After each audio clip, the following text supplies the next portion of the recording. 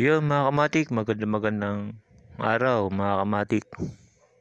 Dahil marumi na naman ang bahay mga kamatik, dahil sa kayas ako ng kayas ng kawayan mga kamatik. Ngayon mga kamatik, meron ako papakita sa inyo mga kamatik. Dalawang tali dumating na.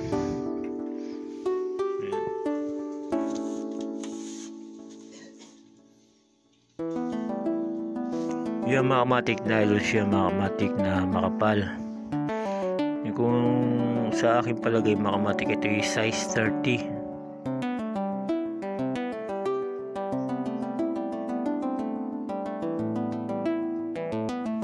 Ito size 30 mga kamatik. Ang kaya niyang mga saringgola, mga 5 feet, 6 feet, 7 feet, 8 feet hanggang 10 to mga kamatik. Depende sa pagkayas mo mga kamatik sa gagawin mong malaking guryon.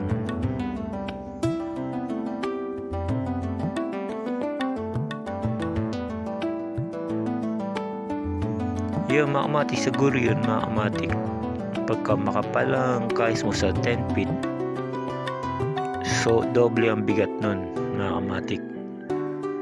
Mangyayari dito mga kamatik, pagka sobrang kapal, gagawin doble ang tali mo. Pagka doble mga kamatik, hanggang 15 feet kaya niyang dalhin mga kamatik. Pero ito mga kamatik, pwede rito sa 10 feet kahit isa lang, basta yung kayas mo hindi makapal, kaya-kaya ang dalhin mga kamatik. Kahit 10 feet yung guryon mo. Pero pagka makapal, sobrang tigas na ito mga kamatik. Talagang nakakaputol ng kamay mga kamatik pagka matigas ang kayas mo at pagbuo ng guryon mga kamatik. Ito mga kamatik, mapapalipad na rin natin yung ginawa ko mga kamatik. Yun, ito mga kamatik.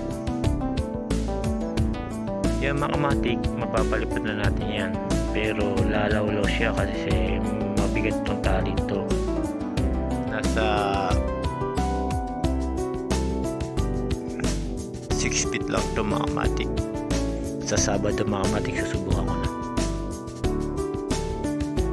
Yung mga kamatik, sinare ko lang ito dalawang tali na dumating na.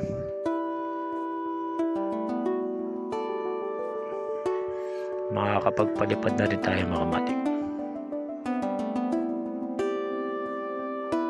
Yung mga kamatik, hanggang dito na lang mga kamatik. Sinare ko lang yung dalawang tali na nylon.